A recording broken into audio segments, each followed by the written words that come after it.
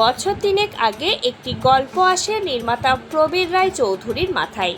ভেবেছিলেন এই গল্প সিনেমা বানাবেন, কিন্তু ইদানিং নাটকের বাজেট বেশি হওয়ায় জোভান ও তটিনীকে সেই গল্পে প্রিয় নামে ডেকো নামে একটি নাটক বানিয়েছেন নির্মাতা।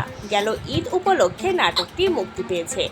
যৌথভাবে নাটকটির চিত্রনাট্য করেছেন আহমেদ তৌকির এবং প্রবীর রায় চৌধুরী। 2 সপ্তাহ আগে ইউটিউবে আসা নাটকটি 60 লাখেরও বেশি দর্শক দেখেছে এবং 2000-এর কাছাকাছি দর্শক প্রিয় নামে ডেকো দেখে মন্তব্য করেন। হাসান ফারুক লিখেছেন, ঈদে অনেকগুলো নাটক দেখলাম, এর মধ্যে প্রিয় নামে ডেকো অসম্ভব সুন্দর, যা ভাষায় প্রকাশ করা যাবে না। শাহাদাত নামে এক দর্শক লিখেছেন, নাটকটি খুবই ভালো হয়েছে, নাটকটা মনে রাখার মতো। এই নাটক দেখে নিজের জীবনের মিল খুঁজে পেয়েছেন সাফি নামে একজন দর্শক। তিনি লিখেছেন, নাটকটি আমার জীবনের সাথে অনেক মিল।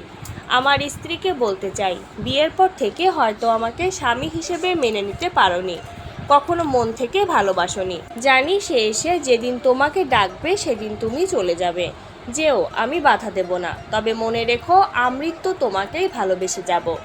শর্মিলা নামে আরেক দর্শক লিখেছেন, প্রিয় নামে ডেকো নাটকটির সব দিক থেকে ভালো লাগলো। দুষ্টুমি, ভালোবাসা, কষ্ট এবং শেষ পর্যন্ত দুজনের ভালোবাসার পূর্ণতা। খুব ধন্যবাদ এত সুন্দর নাটক উপহার দেওয়ার জন্য। জোভান তটিনী, তাদের দুজনের জুটিটা খুব সুন্দর লাগে। গেল ঈদে বহু নাটকের ভিড়ে প্রিয় নামে ডেকো প্রসঙ্গে প্রবীর রায় চৌধুরী বলেন, অনেক নাটকের ভিড়ে এই কাজটি নিয়েও দর্শক কথা বলছেন দেখে সত্যিই ভালো লাগছে।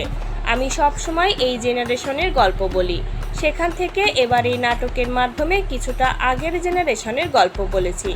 শুরুটা সন্দিহান ছিলাম মানুষ পছন্দ করবে কিনা, কিন্তু রিলিজের পর দর্শকরাই সেই ভয় কাটিয়ে পছন্দের তালিকায় রেখেছেন।